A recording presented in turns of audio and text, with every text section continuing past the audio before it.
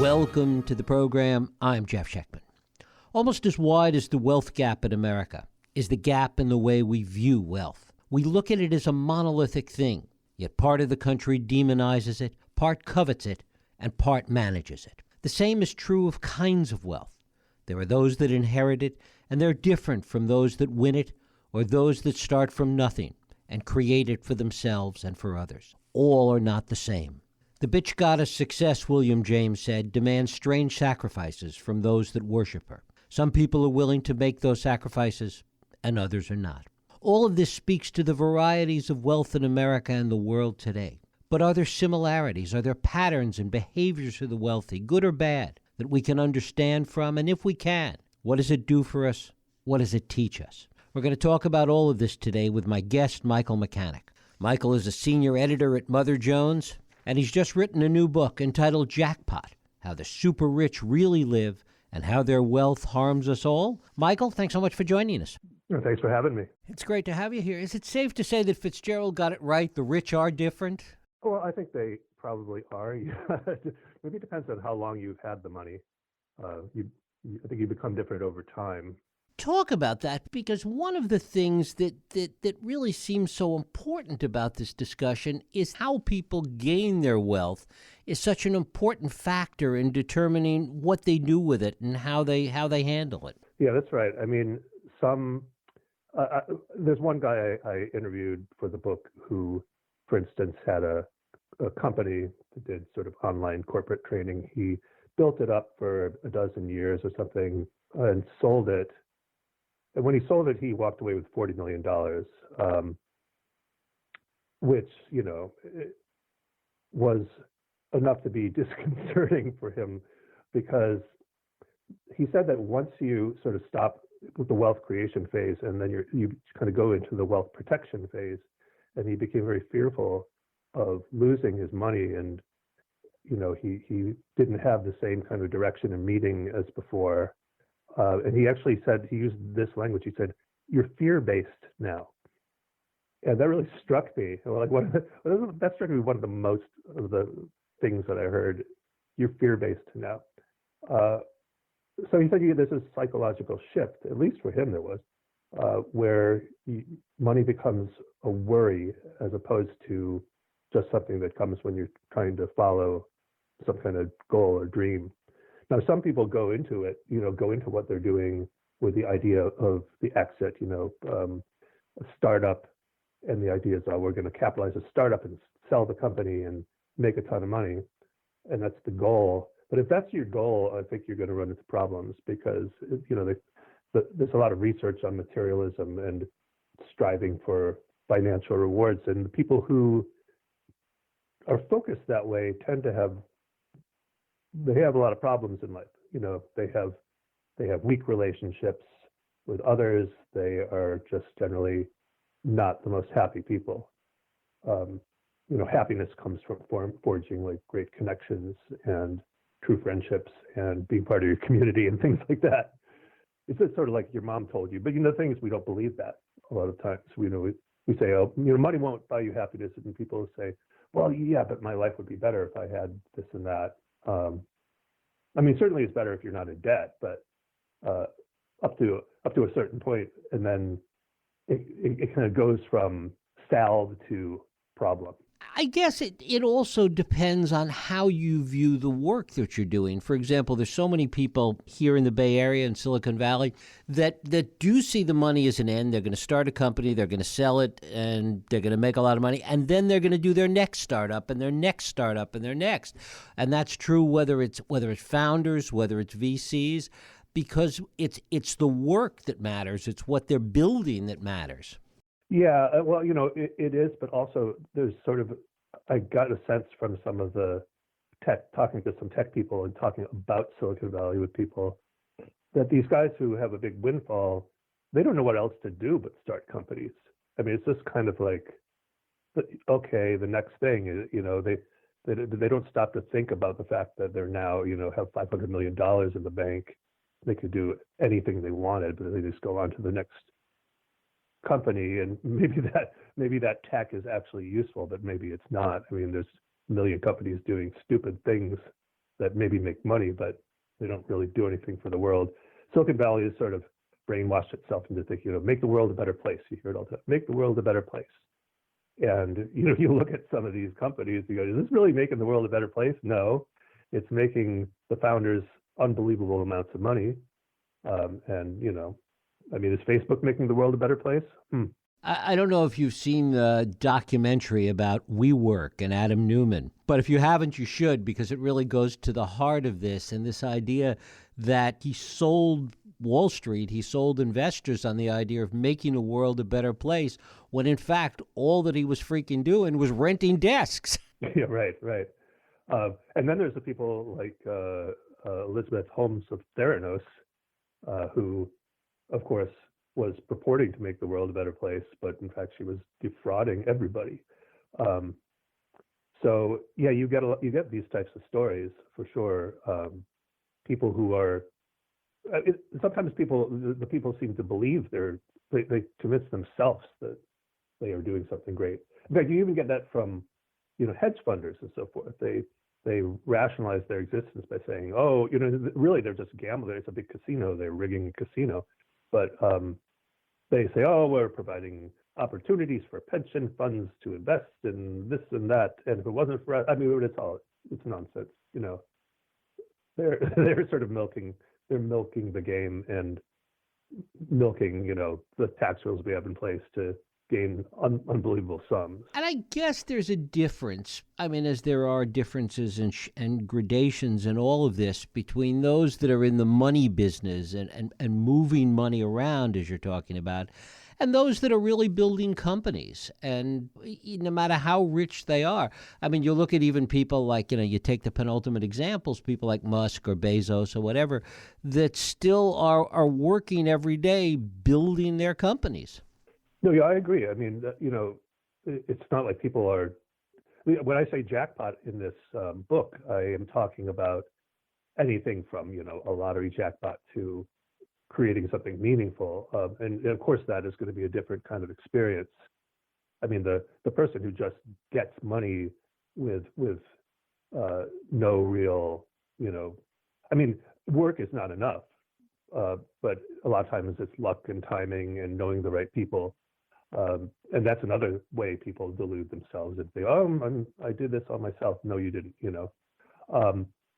But a guy like Bezos, right? He's super smart and super competent, and obviously a good businessman. And he built this incredible company.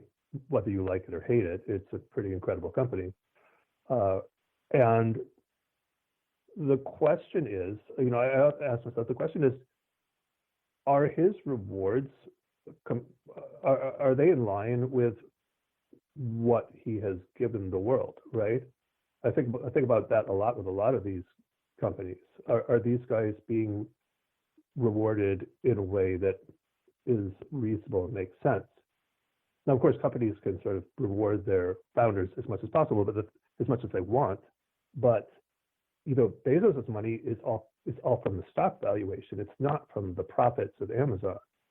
I was talking to somebody about this the other day. He said if Jeff Bezos was compensated based on Amazon's profits, he might have $10 billion right now, or $5 to $10 billion.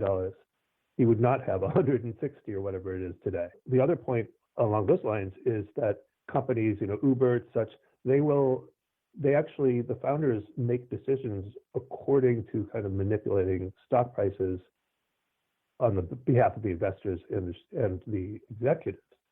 So these are companies that have never made a dime, and the guy who founded Uber has billions of dollars, right? They're able to make choices that benefit the people who have capitalized the company as opposed to the workers, etc. Right. But there's also, it gets complicated because when these guys founded these companies, in many ways, they were the only ones that might have had the tenacity, the vision, the ability to tell a story, to create these companies.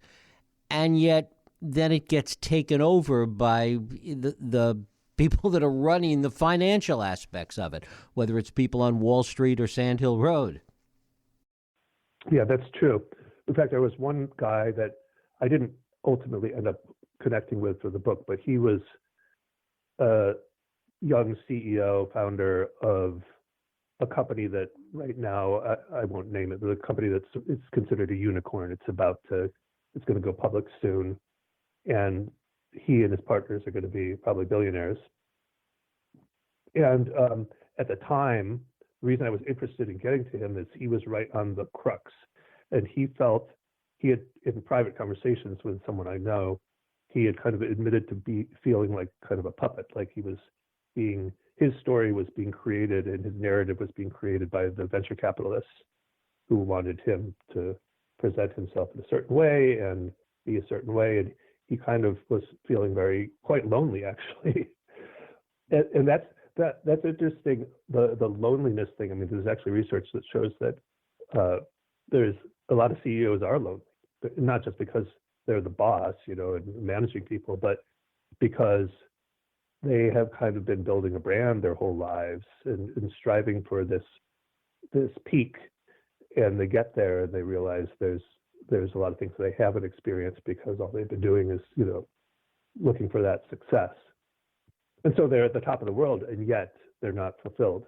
The other interesting thing that happens with that is that, and I think that this loneliness, and having talked to just over the years known CEOs and people with a lot of money, is that what happens then is that they're lonely and disconnected from the people that work within their company and even family and friends sometimes, so that they hang out with other CEOs and other people and other founders that are in a similar position.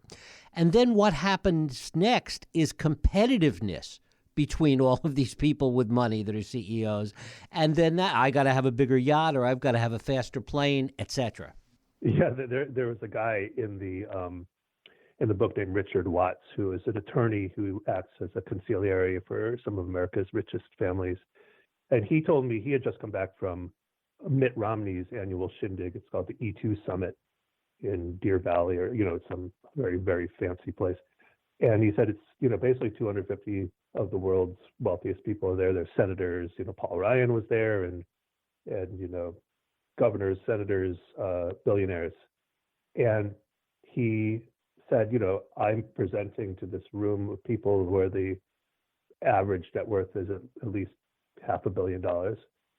And he said, and you're in a room like that, and very quickly they figure out who has the biggest yacht. And he meant that as a metaphor, metaphor for essentially masculinity, like who, there is a lot of measuring up in that kind of scene. And he said, I can't say they're like this all the time, but when they gather together, absolutely, everybody's. And he said, he said to me, Mike, if you went there and said, people say, what do you do? You better have a superlative answer. If you say, oh, I'm a journalist, I'm writing a book, blah, blah, conversation over. They wouldn't care about that. They only care about how much, what companies I've created and how much money I have. I mean, money becomes a yardstick to measure people's worth. I mean, that's one of our. It's very kind of, and it happens everywhere, but it's also very American in a way to really measure people by their wealth in a way. And we measure ourselves, how are you doing? Well, sometimes it's about what you've done, not who you are and how you feel. It's interesting that it's, on the one hand, it's very American. There's no question about that. And yet the Americanness of it is what makes it better, I suppose, than, an aristocracy, for example, or a real class-based society where there isn't the kind of opportunity to create a startup and to create wealth from nothing. I mean, many of these billionaire founders here in the Bay Area, for example, many of them did start with nothing. Those are opportunities that don't exist everywhere. So that's the plus side of this, I suppose. Well, you could also say, I think Warren Buffett famously said, if I was born in Somalia, I would be a nobody right now. America has provided those opportunities because it's a stable society and because the government has invested a great deal in in infrastructure and research. You know, when people say I'm self-made, I kind of raise an eyebrow and I say, okay, did you build the roads that your goods are shipped on? You know, do you fund the the police that kind of keep civil unrest under, there's so many. Did you do the research on which the internet was based? No, that was the government. So, people lose sight. There's a libertarian streak in Silicon Valley in particular where, oh, you should regulate us. We did this. We did this all ourselves with no help. Well, Mark Andreessen, when he invented the first browser, he was working for a government agency. The Google guys, they were on a government-funded grant when they came up with the idea of Google. I mean, it goes on and on. People see the obstacles, but they don't see what's been given to them. That becomes the taxation argument. In fact, just this morning, we're recording this on Tuesday morning, and just this morning, Elizabeth Warren ventured into enemy territory and was on CNBC's Squawk Box this morning. And, it was brave of her to do that, and made exactly the same point about the roads, the police, the stability of government, et cetera. And she was making the argument for a wealth tax and greater taxation.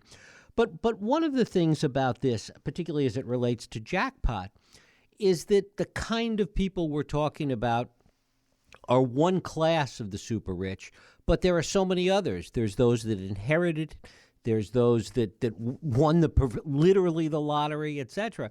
And that all of them have to be looked at kind of through a different lens. Yeah. I think it's, the people who just sort of had money fall on them, first of all, they're not really prepared for it. But second of all, they're also not the ones that are lobbying the government, gaming the system, and trying to twist things more to their advantage than they already are. We talk just on the thing of there's been a lot of activity around the wealth tax, and President Biden is talking about raising the capital gains tax. And just today, I read that he wants $80 billion to beef up IRS enforcement of audits of high earners, which, by the way, the IRS has been completely gutted. So that's a good move as far as the Treasury is concerned. Yeah, those people tend to be more unmoored, I guess you might say. When you are given, there's a lot more guilt involved and a lot more feeling. I mean, I didn't talk to some of the super entitled scions who think they're God's gift, but one inheritor, the main inheritor character in my book is a woman who her grandfather had a financial services company, and she didn't know much about it. She had been raised kind of upper middle class.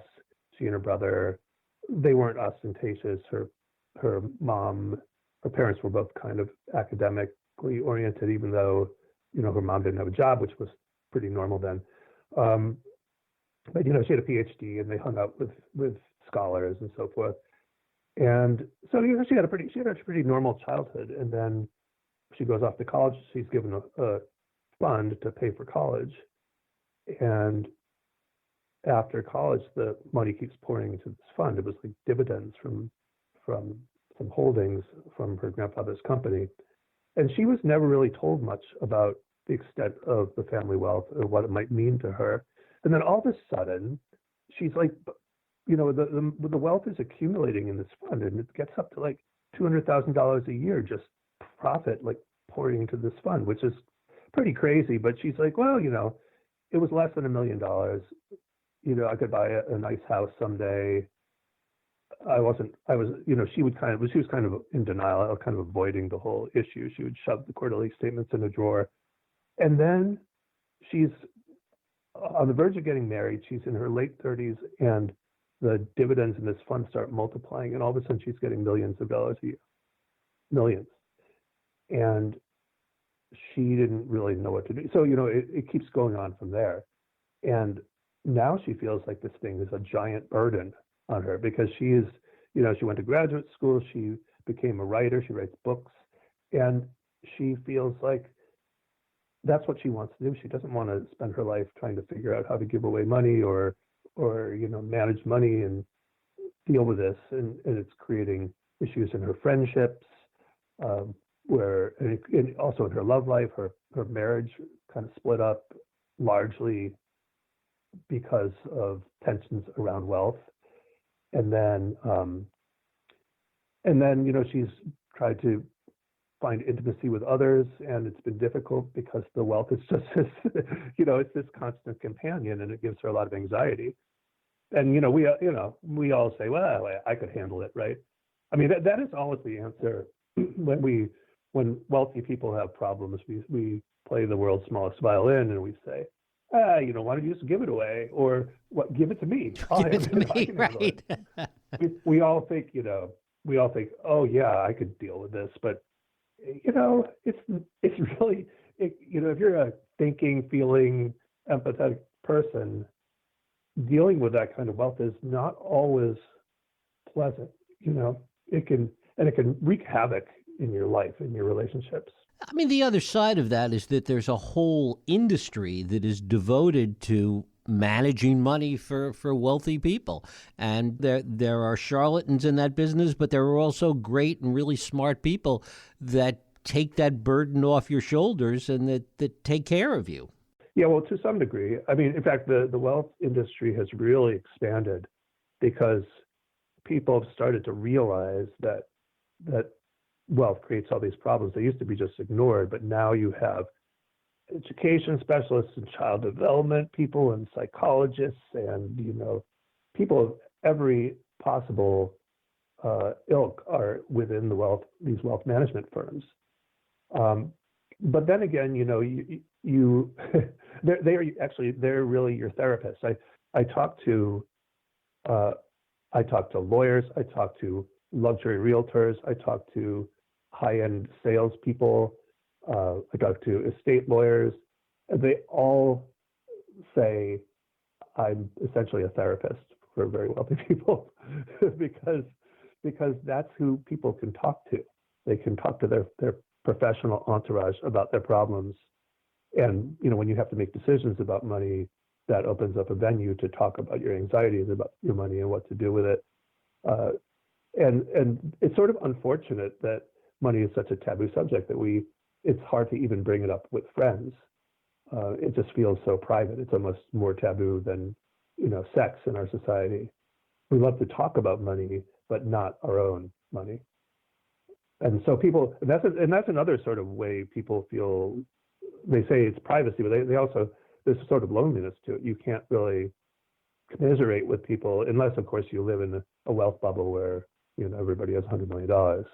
And that's another issue because we segregate ourselves by wealth. And that creates a sort of a divide in the fabric of society. Talk a little bit about that, and as you did research for Jackpot, talk a little bit about what you found in terms of these wealth bubbles, because that's really an area that has grown so dramatically along with, the wealth gap in this country, but just the sorting out by geography has had such a profound impact. Yeah, well, some researchers looked at metropolitan areas all over the United States, and they found that the areas with the most income inequality were also those that had the most what they call income segregation, which means like the percentage of poor people living in just poor neighborhoods and the percentage of affluent people living in just affluent neighborhoods. So you have a shrinking of the mixed wealth areas, or I guess you could have a gentrifying of parts of them. So the rich live on one side, the poor live on the other. The mixed wealth people is a smaller community in the middle.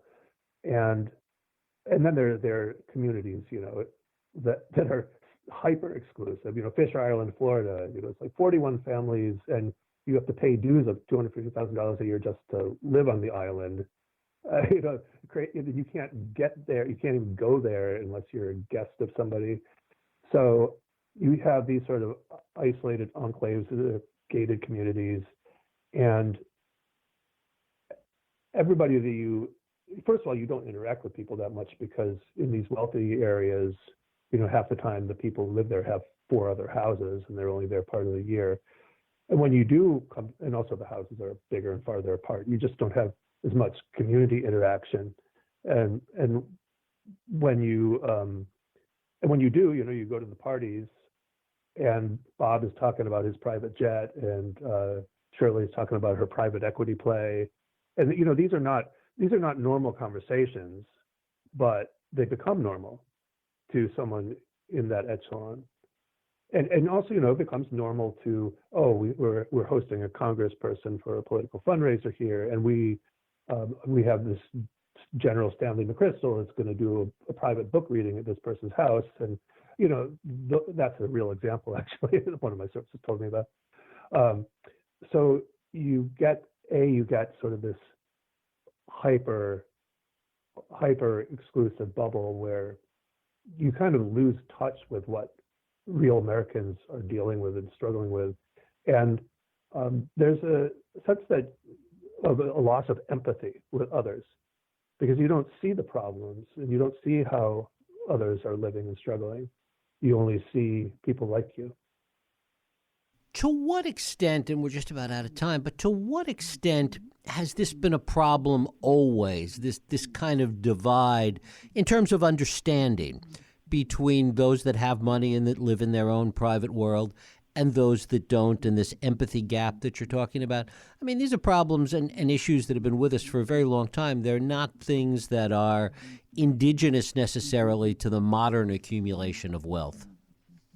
No, I think that's correct. In fact, Andrew Carnegie wrote about this. He wrote about being estranged from the workers in his factories, and how he actually said, rigid castes are formed and each distrusts the other. But I think what we're seeing is an expansion of that, because in Carnegie's time, we're actually back to the Gilded Age. It's a second Gilded Age, in the 40s and 50s or 60s, the difference between a CEO pay and a worker pay was something like 25-30 to 1, and now it's hundreds of times. It's 350 to 1 or something like that now. And when you have that kind of wealth divide, you are certainly not going to live in the same neighborhood. You are not going to socialize with your boss, and the boss is not going to socialize with the workers outside of a work party. You're going to get more of that estrangement. And then, of course, if you look at how the wealth gap has expanded since the 80s, since the Reagan tax cuts first came in, the graph is it's wild. It's just wild, the extent to passive capital has accumulated, and the richest people who make all their money from investments have gotten extraordinarily richer, while average working people haven't gotten richer at all. Where do you think all this leads finally? I think it leads to some of the problems we've been seeing, frankly. The political divide in this country. In a lot of cases, we talk about the racial equity and so forth. That's really an economic issue, and it always has been. At the base of a lot of the problems we have now, the social problems we have, is money and an economic divide. And even you have some poor people who seem to be arguing against their interests, or middle class people arguing against their own interests, but that's also a reflection, I think, of ultimately this wealth divide and the way the super wealthy people have a chance to manipulate the thinking of the rest of us, and also to control the political process. So, there's a number of wealthy people who are sort of talking about pitchforks. They're worried about people coming with pitchforks, but it's really metaphor. I asked Nick Hanauer, who is one of my sources, he's probably worth between $500,000 and $1 billion. He talks about pitchforks a lot. I said, okay, so in what form would these pitchforks come? He said, pitchforks are here. This dissolution of civil society, Trumpism, it's pitchforks. You're seeing it right now. And so I thought that was a pretty good answer. Michael Mechanic, his book is Jackpot, How the Super Rich Really Live and How Their Wealth Harms Us All. Michael, I thank you so much for spending time with us. Well, thanks so much for having me. It was a pleasure. Thank you.